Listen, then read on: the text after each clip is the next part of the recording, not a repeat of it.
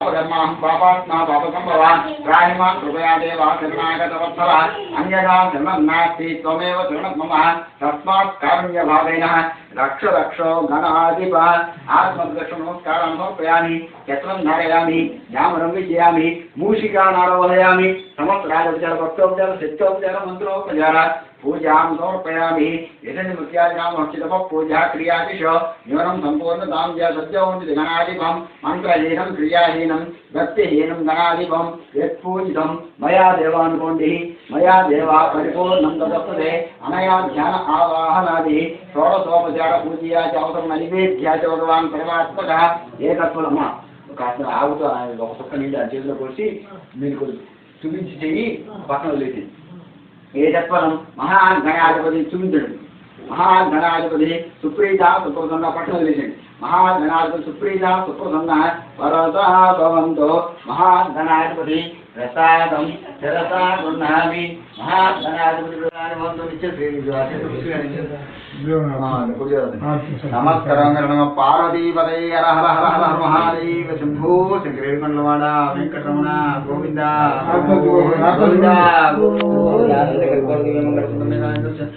నిరాజనంతరం శుద్ధాజమని ఎం సమర్పయామి అక్షంతలు పుష్పాలు పుచ్చుకోండి మీరు వాళ్ళకు ఇవ్వండి కర్తవును తీసుకోండి ఒకసారి రైట్ అట్లా తీసుకురా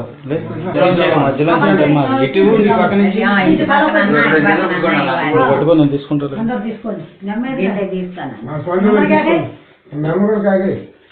అమ్మా అలా ఇక్కడే ఉన్నారు ప్రథమోధ్యాయ ప్రారంభ ఈ యొక్క సత్యనారాయణ స్వామి వ్రతకథ ప్రథమోధ్యాయ ప్రారంభం ఏకదా నైమిషారణ్యే ఋషే సౌనికాదయ ప్రపనత్రాణతో సర్వం సూర్య సూతం పౌరాణికంగలు పూర్వం ఒకప్పుడు సౌనికాది మహాములందరూ కూడా కొందరు నైమిషారణ్యం కూడిన వారే సూత మహాముని చూసి ఇట్లా అడిగారట ఏ వ్రతము చేస్తే ఏ తపస్సు చేస్తే కోరిన కర్మలు సిద్ధిస్తాయో అట్టి దాన్ని తెలుపమని చెప్పి ఆ యొక్క ఋషులందరూ కూడా సూతుల వారిని అడిగారట. అందుకు ఆ సూత మహాముని చెప్తున్నాడట, పూర్వం ఒకప్పుడు నారద మహాముని శ్రీ మహావిష్ణువు ఇదే విధముగా కోరగా శ్రీహరి ఆనందించిన విషయమును నీకు చెప్తున్నాను వినుడని చెప్పి చెప్తున్నాడట. నారద మహాముని సకల లోకములు కూడా తిరుగుతూ మార్గంలో భూలోకానికి వచ్చాడట. వచ్చేటప్పటికి ఈ భూలోకంలో మానవులు పడుతున్న కష్టములన్నీ కూడా చూచాడట. చూచి వీళ్ళకి కష్టములన్నీ కూడా ఎట్లా తగ్గుతాయి, అందుకేదైనా ఉపాయం ఉంటే ఆలోచిద్దామని చెప్పి ఆలోచించు విష్ణులోకానికి వెళ్ళాడట. ఎవరు ఈ యొక్క నారద మహాముని విష్ణులోకానికి వెళ్ళాడట. విష్ణులోకంలో శంఖము చక్రము గదా పద్మములు అలంకారము గల అవు శ్రీహరి నుంచి ఇట్లా ప్రార్థించాడట.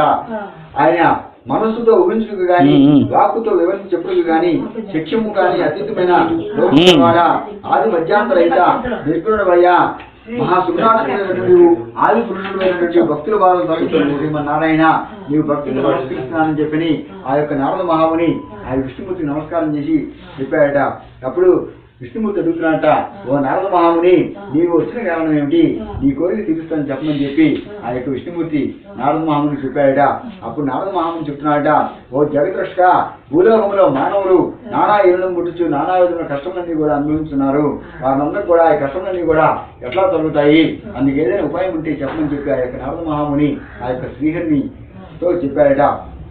అప్పుడు శ్రీహరి చెప్తున్నాడట, ఓ నారద మహాముని నీవు లోక హితార్థమే చక్కని ప్రశ్న అడిగావు. అందుకు ఈ యొక్క సత్యనారాయణ స్వామి వ్రతం ఉంది. ఆ వ్రతాన్ని ఎవరైతే భక్తి శ్రద్ధలతో చేస్తారో వారు ఇహలోకమున సకల ఐశ్వర్యములు కూడా పొందిన వారే పరమను మోక్షాన్ని పొందుతారని చెప్పాడట.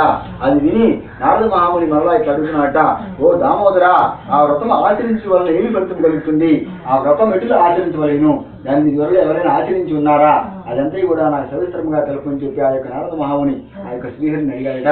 అప్పుడు శ్రీహరి స్వామి వ్రతము సకల దుఃఖములను కూడా నివారణ చేస్తుందిరా, సకల ఐశ్వర్యములు కలుగజేస్తుందిరా, సంతానం కలుగజేస్తుందిరా, సర్వత్రా జయప్రదముగా ఉంటుందిరా. ఈ వ్రతమును వైశాఖ మాసం ముందు గాని మాఘమాసం ముందు గాని కార్తీక మాసం ముందు గాని ఒక శుభదినమున ఆచరించాలట. కష్టమును సంభవించినప్పుడు దరిద్రంతో బాధపడుతున్నప్పుడు కూడా ఈ వ్రతాన్ని చేస్తే ఎంతో మంచిదిరా. ఈ వ్రతమును శక్తి గలవారు ప్రతి నెలా కూడా చేసుకోవచ్చుట, లేదా వారి శక్తి అనుసారం గ్రహించి సంవత్సరానికి ఒకసారి అయినా సరే ఈ వ్రతాన్ని చేయాలిట.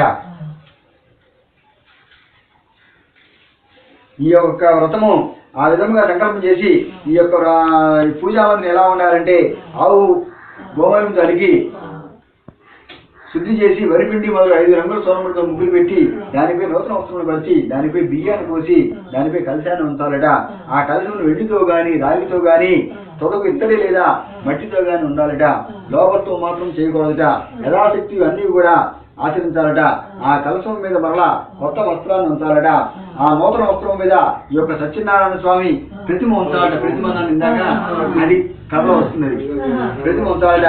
ఆ ప్రతిమ ఎలా ఉండాలంటే ఒక కలశం బంగారంతో గాని అర్ధకర్షం బంగారంతో గాని లేదా తొదకు పావు కర్షం బంగారంతోనే గాని ఉంచి పంచి ఆమృతములతో పాలతో అభిషేకం కావించి మండపాన్ని ఉంచాలట. అర్థమైనా? ముందుగా ఎవరిని పూజించాలంటే విఘ్నేశ్వరుడు మొదలు 5 పూజించాలట. తర్వాత సూర్యుడు మొదలు నవగ్రహాలను ఇంద్రాది అష్టదిక్పాలకులను కూడా 5వ ప్రత్యేక దేవతతో పూజించాలట. వీళ్ళందరూ కూడా చక్కగా పూజించి ఈ యొక్క పూజ గావించి ఇది ఈ వ్రతాన్ని ఎవరైందంటే 4 వర్ణముల వారు కూడా ఈ వ్రతాన్ని ఆచరించవచ్చుట. బ్రాహ్మణులు కానీ వారు పౌరాణికం కానీ ఈ వ్రతాన్ని ఆచరించవచ్చుట. ఈ వ్రతం చేయవారు బ్రాహ్మణులను బంధువులను కూడా పిలిచి చేసుకోవాలట. ఈ యొక్క వ్రతానికి కావాల్సినవి ఏంటి అంటే అరటి పండ్లు, ఆవు నెయ్యి, ఆవు పాలు, గోధుమ నూక, అది లేనిచో బీపు నూక, చక్కెర లేనిచో బెల్లము, ఇవన్నీ కూడా సమానంగా చేరుబావు చెప్పును చేర్చి ప్రసాదం తయారు చేసి స్వామివారికి నివేదన చేయాలట. ఆ విధంగా నైవేద్యం జరిపించిన పిమ్మట బ్రాహ్మణులకు యథాశక్తిగా బ్రాహ్మణులను కలిసి భోజనం చేయాలట. ఈ యొక్క సత్యనారాయణ స్వామికి వారికి ప్రీతిగా నృత్యం చేయాలట. అంటే గీతాలు కానీ నృత్యం కానీ పాటలు కానీ నృత్యం డ్యాన్స్ కానీ ఆయనకి ఇష్టం. ఇది భూలోకమున కలియుగంలో చిత్తకామ జాగ్రత్తలు పడేటువంటి సులభమైన మార్గం. ప్రథమ అధ్యాయ సమాప్త. ఈ అక్షంతం మీరు ఏం చేస్తారంటే ఎప్పుడు కూడా పక్కన పెట్టుకోండి. మళ్ళీ అవే కాదు 2వ కాదు మీరు అవే తీసుకోవాలి.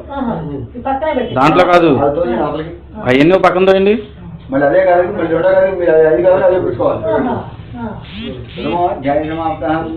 ప్రసాదం చేస్తారా? గోధుమ ప్రసాదం చేయలేదు.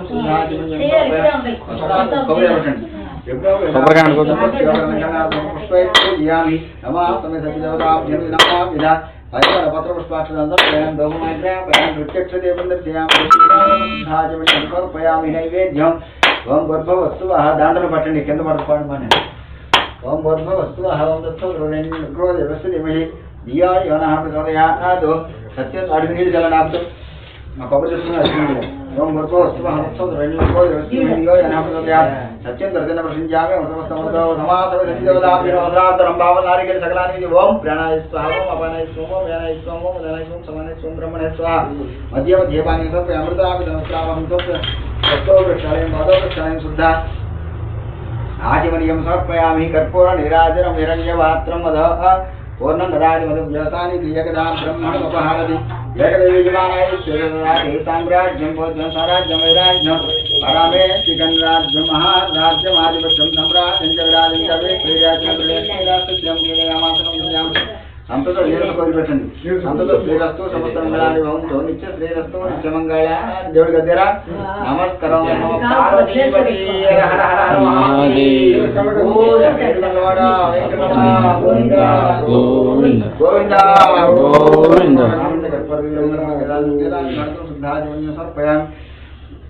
నక్షత్రం దేవుడి దగ్గర వేసి మళ్ళీ అక్షంతులు పుచ్చుకోండి. మీరు ఇందాక అలా ద్వితీయ ధ్యాయ ప్రారంభ అదే పుచ్చుకోవాలి. ఓ మునిశ్రేష్ఠులారా, పూర్వము ఈ వ్రతము ఆచరించిన వారి కథ చెప్తున్నాను వినుడు. పూర్వము కాశీనగరమున ఒక బ్రాహ్మణుడు ఉండేవాడట. అతడు మిగులు దరిద్రం విడితే అనవసరములు కూడా లేక ఆకలిచే బాధపడుతూ ప్రతి ఇల్లు కూడా తిరుగుతూ భిక్షాటన చేస్తూ బ్రతుకుతూ ఉన్నాడట.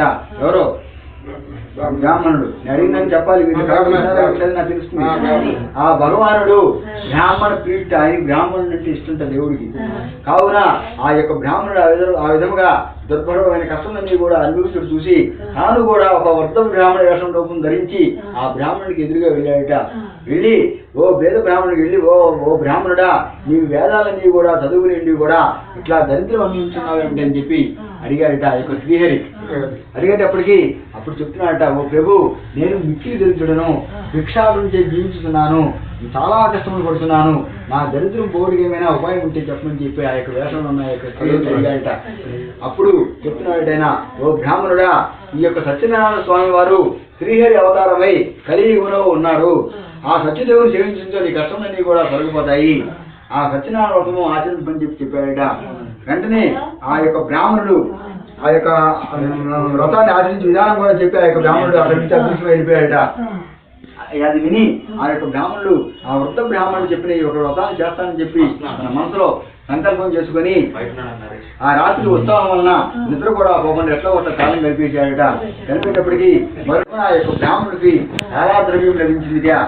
దానితో అసలు బ్రాహ్మణులను బంధువులను పిలుచుకుని భక్తి శ్రద్ధలతో సత్యనారాయణ స్వామి వ్రతాన్ని ఆచరించాడట. ఆ వ్రతం యొక్క ప్రభావం వలన ఆ యొక్క బ్రాహ్మణుడు సకల దుఃఖం నుండి కూడా తొలగిపోయినాయట. సకల సంపదలు పొందిన వాడే చాలా సంతోషంగా ఉన్నాడట. అది మొదలు ఆ యొక్క బ్రాహ్మణుడు ప్రతి నెల కూడా విడవకుండా ఈ యొక్క సత్యనారాయణ స్వామి వ్రతాన్ని భక్తి శ్రద్ధలతో చేస్తూ ఉన్నాడట. ఆ విధంగా ప్రతి మాసము విడవకుండా ఈ యొక్క వ్రతం ఎప్పుడైతే చేస్తూ ఉన్నాడో ఆ యొక్క బ్రాహ్మణుడు ఐశ్వర్యవంతుడు అవుటే కాక సకల పాపం నుండి కూడా విముక్తి పొందిన వాడై అంతిమున మోక్షాన్ని పొందాడట. సరే, మరి కొంతకాలానికి ఆ బ్రాహ్మణుల వల్లే సకల దుఃఖంలో విముక్తి పొందిన వారు సుఖంగా ఉంటారని చెప్తున్నారట. తర్వాత ఇది లోకానికి అందరినీ పాటించారో అది చెప్తున్నాడట. ఒకప్పుడు ఆ బ్రాహ్మణుడు భక్తి శ్రద్ధలతో వ్రతం చేస్తూ ఉన్నాడట. చేస్తూ ఉంటే బంధువులు స్వజనులు అందరూ కూడా వచ్చి ఆనందంతో ఈ యొక్క వ్రత కథ వింటూ ఉన్నారట. ఆ విధముగా బ్రాహ్మణుడు వ్రతము చేస్తుండగా కట్టెల ముఖం జీవించి వాడు ఒకడు వచ్చాడట. కట్టెలు కావడి వీధిలో నుంచి లోపలికి వచ్చి ఆ వ్రతాన్ని చూచాడట. ఆ కట్టెల ముఖం వాడు ఎలా ఉన్నాడంటే ఆకలి దప్పికలతో ఉండి కూడా బ్రాహ్మణుడు చేయుచున్నదంతా కూడా చూచాడట. చూచి, ఓ మహాత్మా, మీరు చేయుచున్న వ్రతం ఏమిటి? ఈ వ్రతం చేస్తే ఏమి వ్రతం వస్తుంది? ఈ దయతో విషయం అంతా కూడా నాకు సవిస్తరంగా తెలుసని చెప్పి ప్రార్థించాడట. అప్పుడు ఈ యొక్క బ్రాహ్మణుడు చెప్తున్నాడట, ఓయి, ఇది సత్యనారాయణ స్వామి వ్రతము. ఈ వ్రతం ఆచరిస్తే సకల కోరికలు సిద్ధిస్తాయి, సకల ఐశ్వర్యములు పెరుగుతాయని చెప్పాడట. ఆ బ్రాహ్మణుడు ఆ విధముగా చెప్పగా ఆ కట్టెల ముగిన వాడు ఎంతో సంతోషించాడట. దాహం తీసుకుని చక్కగా ప్రసాదాన్ని కూడా గ్రహించి భోజనం చేసిన వెంబడి ఇంటికి వెళ్ళిపోయాడట. ఆ కట్టెల ముగిన వాడు ఈ యొక్క వ్రతాన్ని చేయడం నిశ్చయించుకున్నాడు. తను కూడా మరునాడు పొలాల కావిడి భుజంపై పెట్టుకుని ఈ దినము ఈ పొలాల మీద ఎంతైతే ధనము వస్తుందో దాంతో ఈ యొక్క వ్రతాన్ని చేస్తానని చెప్పి సంకల్పం చేసుకుని పట్టణంలోకి బయలుదేరి వెళ్ళిపోయాడట. వెళ్ళిపోయేటప్పటికి ఆ రోజున ధనవంతులు అనే వీధికి వెళ్ళాడట. వెళ్ళేటప్పటికి ఆ పూర్వధర్మం కంటే రెట్టింపు ధనం వచ్చింది. ఆ రోజున ఈ వ్రతం చేస్తానన్నాడుగా, అందుకని రెట్టింపు ధనం వచ్చింది. అందుకు అతను సంతోషించి అరటి పండ్లు, చక్కెర, నెయ్యి, పాలు, గోధుమ నూక మొదలు అన్నీ కూడా తీసుకుని పూజా సామగ్రిని కూడా కొనుక్కుని వచ్చాడట. తర్వాత అతను తన బంధుమిత్రులందరూ కూడా ఆహ్వానించి యథావిధిగా ఈ యొక్క సత్యనారాయణ స్వామి వ్రతం ఆచరించాడట. ఆ వ్రత ప్రభావం వలన అతడు ధనమును, పుత్రులను, పుత్రికలను, సంతోషమును పొంది జీవితకాలం అంతా కూడా సకల సుఖములు అనుభవించి అంతిమున స్వర్గలోకాన్ని పొందాడట. ఈ స్కాంద పురాణే ద్వితీయోధ్యాయ అక్కడే ద్వితీయోధ్యాయమాలక్షంద్రేణి ద్వితీయోధ్యాయ సమాప్త ధ్యాయ ముఖే ప్రయాణ శుద్ధ ఆదిమయం ప్రయాణస్త్రార్థం సేవలంకనార్థం సమేత శ్రీ సత్యదేవతా జన్మదానా విధ పరిమళ పత్రోత్సక్షణ ప్రయాణ దోమాగ్ర ప్రయాణ ప్రత్యక్ష దేవంతర ధ్యాన దేవదేవాంతరం శుద్ధాజిమయం సమర్పయామి. నైవేద్యం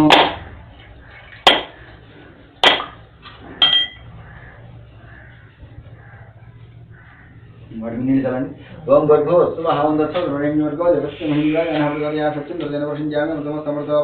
సమేత శ్రీ సత్యదేవతాభ్యవసరార్థ నారికేళ రంభావల సకలాన్ని ఆరంభించేయండి. ఓం ప్రాణాయ స్వాహ, ఓం అపానాయ స్వాహ, ఓం విధానాయ స్వాహ, ఓం విధానాయ స్వాహం, సమానాయ స్వాహం, బ్రహ్మణాయ స్వాహ మధ్య మధ్య పానీయం సమర్పయామి. విధానం సూత్రావసం సమర్పయామి. హస్తవృక్షాలయం పాదం ప్రక్షాళయం శుద్ధాజీవనియం సమర్పయామి. తాంబూలం పూగి ఫలైస్కర్పూర్వన్నాగమనిదముక్తాంతమాయుక్తం తాంబూలం ప్రతిగృహీతామా సమేత శ్రీ సత్యదేవతా జ్ఞానమితి తాంబూలం సమర్పయామి. తాంబూల జపనాథం శుద్ధ ఆజమనీయం సమర్పయామి. గోరేభ్యో గోరేభ్యో గౌరవోదరేభ్యః సర్వేభ్యో సర్వేభ్యో నమస్తే స్తోత్రరూపేభ్యః. సమాధి సత్యదేవతా జ్ఞానమిదానంద కర్పూర దివ్య మంగళ సుందర నీరాజన శ్యామ నిరాజనంతరం శుద్ధాజమనీయం సమర్పయామి. దేవుడి గతండి నమస్కారం. నమ పార్వతీపదే. హర హర హర హర మహాదేవ గోవింద గోవింద గోవింద గోవింద. లక్ష్మీ గోవింద కాకపోతే వేసిన సువర్ణదేవయామి. అది తృతీయోధ్యాయ ప్రారంభ. తీసుకోండి. ఒకడనే రాజు ఉండేవాడుట. అతడు ఇంద్రియములన్నీ కూడా జయించిన వాడుట. సత్యవంతుడుట, అంటే అబద్ధం ఆడేవాడు కాదు. ప్రతి దినము కూడా దేవాలయానికి పోవచ్చు బ్రాహ్మణులకు విశేషంగా ధనమిచ్చి సంతోషపెడుతూ ఉండేవాడుట. అతని భార్య చాలా సౌందర్యవతిట, మంచి గుణము గలదిట. ఆ దంపతులకు నాడు భద్రశీలా నదీ తీరమున ఈ యొక్క సత్యనారాయణ స్వామి వ్రతం ఆచరించారట. ఆ రాజు ఇట్లా వ్రతం చేస్తుండగా ఒక వైశ్యుడు అనంతమైన పడవను నింపుకొని వ్యాపారానికి ఆ మార్గమును పోవచ్చు. రాజు చేయుచున్న వ్రతమును చూచి తన పడవను ఒడ్డుకు పట్టించి రాజు ఎందుకు పోయి అడిగాడట, ఓ రాజా, నీవు ఇప్పుడు చేయుచున్న వ్రతం ఏమిటి? దయతో నాకు సవిస్తరంగా మొత్తం తెలుసమని చెప్పి కోరాడట. అప్పుడు వయసులో ఎప్పుడైతే జరిగాడో రాజుగారు ఇట్లా చెప్తున్నాడట, పోయి మేము పుత్రులను పొందుటకై ఈ యొక్క సత్యనారాయణ స్వామి వ్రతం చేస్తున్నాము అని చెప్పి ఆ వ్రతం ఆచరించే విధానం కూడా చెప్పాడట. ఆ వయసులో రాజు చెప్పిందంతా కూడా విని, ఓ రాజా, నాకు కూడా సంతానం లేదు కనుక నేను కూడా వ్రతం చేసి సంతానం పడేదని చెప్పి పలికాడట. పిదప ఆ వయసులో తన వ్యాపారంకి పూర్తి చేసుకుని తిరిగి తన స్వగ్రామం చేరుకున్నాడట. ఈ యొక్క సత్యనారాయణ స్వామి వ్రత ప్రభావం తన భార్య అయిన లీలావతికి చెప్పాడట. ఇది వ్యాపారం పూర్తి చేసుకు వచ్చేసాడు. ఆమె వినుచుండగా చెప్తున్నాడట, నాకు సంతానం కలిగినతో ఈ వ్రతాన్ని తప్పక చేస్తానని చెప్పి ప్రతిజ్ఞ చేశాడట. ఎవరు? ఈ యొక్క వయసుడు. ఒక దినమున ఎప్పుడైతే ప్రతిజ్ఞ చేశాడో ఒక దినమున లీలావతి ధర్మపరాయణియే భర్తతో సుఖించి గర్భవతి అయి 10వ మాసమున ఒక కుమార్తెని కనుక ఆ వయసు దంపతులు తమ కుమార్తెకు కళావతి అని పేరు పెట్టి ఎలా ముద్దుగా పెంచుకుంటున్నారట. ఆ కళావతి ఎలా ఉంటుంది అంటే శుక్లపక్ష చంద్రుని వలె, అంటే పౌర్ణమి దగ్గర ఉన్నప్పుడు చంద్రుడు ఎలా ఉంటాడో అలా చంద్రుని వలె దినదిన ప్రవర్తమానంగా పెరుగుతూ ఉందిట. అప్పుడు లీలావతి అడుగుతుంటే భర్తను చూసి, ఓ నాథా, మనకు సంతానం కలిగించో ఈ యొక్క వ్రతాన్ని చేస్తామని చెప్పి ప్రతిజ్ఞ చేశారు కదా, మనకు సంతానం కలిగింది కదా కనుక వ్రతం చేద్దామని చెప్పింది భార్య. వాడు భర్త ఎందుకు తింటాడు? ఎందుకు కదా. అందుకు అతడు ఎంతో సంతోషించాడట. అప్పుడు ఏమన్నాడంటే, అమ్మాయి వివాహకాలంలో చేద్దాము అని సమాధానం చెప్పి వ్యాపారం చేసుకునేదానికి బయటికి వెళ్ళిపోయాడట. తర్వాత కొంతకాలంకు కళావతి యుక్త వయసు కూడా వచ్చేసింది. ఒక దూతను పిలిచి అమ్మాయికి తగిన వరుణ్ణి ఎదుగురమ్మని చెప్పి పంపించారట. ఆ దూత వెళ్ళి ఆ యొక్క అమ్మాయికి తగిన వరుణ్ణి తీసుకొచ్చి తన కుమార్తెని కళావతినిచ్చి మహావైభవంగా ఆ యొక్క వివాహం జరిపించారట. తర్వాత మరియు ఆ ఆనందంలో ఉండి ఆ వయసులు కూడా ఈ వ్రతాన్ని మళ్ళీ పక్కన పెట్టేశాడట, మర్చిపోయాడట. తర్వాత అందరికి ఈ యొక్క సత్యనారాయణ స్వామి గారికి ఆ వయసుపై కోపం వచ్చింది. ఒకసారి చూస్తాడు, 2 సార్లు చూస్తాడు, 3 సార్లు చూస్తాడు, 4వసారి ఎవరైనా అంతే కదా. అప్పుడు ఆ వ్యాపారంలో ఎంతో నిపుణుడైన ఆ వయసులో అల్లుడితో కూడా వ్యాపారం వృత్తి చేసుకుంటానికి బయలుదేరి వెళ్ళిపోయారు. సముద్ర తీరం రత్నస్థానపురానికి వెళ్ళిపోయారు. అల్లుడిని తీసుకుని వెళ్ళిపోయారు గారు. ఆ రత్నస్థానపురం ఎవరు పరిపాలిస్తున్నారంటే చంద్రకేతు మహారాజు పరిపాలిస్తున్నాడట. ఈ యొక్క వయసుడు వ్రతం చేయకుండా చూసి ఈ యొక్క సత్యనారాయణ స్వామి కోపించాడట, చెప్పించాడట వాళ్ళిద్దరిని కూడా. దీనికి దారుణమైన కఠిన దుఃఖములు కలుగుగాక చెప్పించాడట. ఆ రాత్రి ఎప్పుడైతే చెప్పించాడో అక్కడ ఆ రాత్రి దొంగలు రాజుగారి ధనాగారంలో కొంత ధనమును అపహరించి ఈ వర్తకుల తోటికి వచ్చి చేరుకున్నారట. వాళ్ళు రాజకోట్ల ఆ దొంగలు పట్టుకొని నలుమూలలో ఎదుగుతూ వచ్చి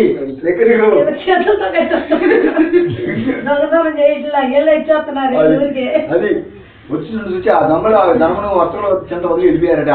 రాజభటులు ఆ ధనమంతా కూడా వీళ్ళ దగ్గర ఉండేటప్పుడు వీళ్ళే దొంగలని చెప్పి భావించి వీళ్ళిద్దరిని తీసుకెళ్లి రాజుగారి దగ్గర నిల్చోబెట్టారట. వాళ్ళ రాజుగారికి ఎంత చెప్పినా కూడా వీళ్ళ మాటలు ఎవరు వినివారు ఎవరు లేకపోయారట. ఆ కారాగారం నుండి బంధించమని చెప్పి ఆజ్ఞాపించారట. ఆ కారాగారాన్ని బంధించారట. ఎంత ప్రార్థించినా కూడా వారి మాట వినివారు ఎవరు లేకపోయారట. ఆ చంద్రకేతు మహారాజు వయసు దగ్గర ఉన్నంత డబ్బు అంతా కూడా ధనాలయం గావించుకున్నాడట. మరియు సత్యనారాయణ స్వామి శాపం వలన ఇక్కడ ఆ వయసు యొక్క భార్య కుమార్తె కూడా ఇక్కడ అనేక కష్టాలు పాలయ్యారట. వారి గృహమంది కూడా ధనమంతి కూడా దొంగలు అపహరించి వెళ్ళిపోయారట. వీటిపై బాధపడుతున్నాడు. వాళ్ళు అక్కడ ఉన్నారు. మరియు లీలావతికి రోగం కూడా వచ్చిందిట. మనోవిచారములు అధికమైపోయినాయట. తిండి కూడా లేక ఇంటింటికి తిరుగుతూ భిక్షకు తిరుగుతూ బతుకుతున్నారంట. పాపం ఇద్దరు ఆడవాళ్ళిద్దరు కూడా. కళావతి అన్నం లేక తిరుగుతూ ఉన్నదిట. ఆమె ఒక దినమున ఆకలి గారి ఒక బ్రాహ్మణుని ఇమ్మి జరిగిందిట. ఎక్కడికి వచ్చినప్పుడు బ్రాహ్మణులు కదా అర్థమైనా. ఆ దినమున ఆ యొక్క బ్రాహ్మణుని ఇంట ఈ యొక్క సత్యనారాయణ స్వామి వ్రతం జరుగుతుంది. అది చూసి కళావతి ఆ వ్రతం పూర్తి అయినంత వరకు కూడా అక్కడే ఉండి ఆ వ్రతం చూసి కథ విని స్వామిని ప్రార్థించే బాబు. ఆ కళావతి ప్రసాదం కూడా స్వీకరించి రాత్రికి ఇల్లు ఆలస్యముగా చేరుకుందిట.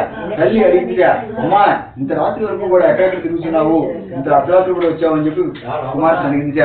అప్పుడు చెప్తుంది, అమ్మా ఒక బ్రాహ్మణుని గృహమున ఈ యొక్క సత్యనారాయణ స్వామి వ్రతం చేస్తుండగా ఆ వ్రతము పూర్తి వరకు కూడా అక్కడే ఉండి కథ విని ప్రసాదం తీసుకొచ్చాను అని చెప్పిందిట.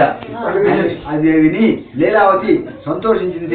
తాను కూడా ఆ వ్రతం చేయాలని చెప్పి తన మనసులో సంకల్పం చేసుకుంది. ఆ వయసుని భార్య లీలావతి బంధువుల తోడను మిత్రుల తోడను కూడినది దైవభక్తితో ఈ వ్రతాన్ని పూర్తి చేసిందా ప్రభు మా అపరాధం క్షమించి నా భర్త ఈయన అల్లుడు కూడా సుఖంగా ఇంటికి చేరినట్లుగా అనుగ్రహం చెప్పి ప్రార్థించిందిగా.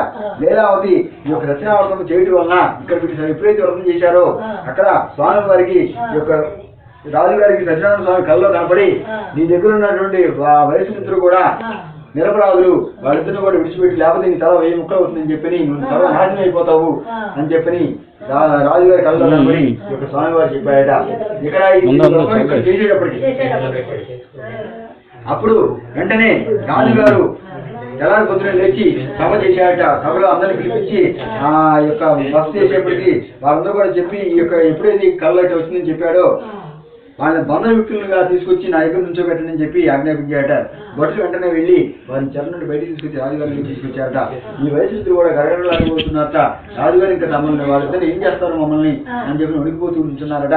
అప్పుడు రాజుగారు చెప్తున్నారట, మీకు భయం లేదు, ఇది దైవ ప్రాతికూల్యం వల్ల మీకు ఆపద కలిగింది. మీరు ఏదో దైవాన్ని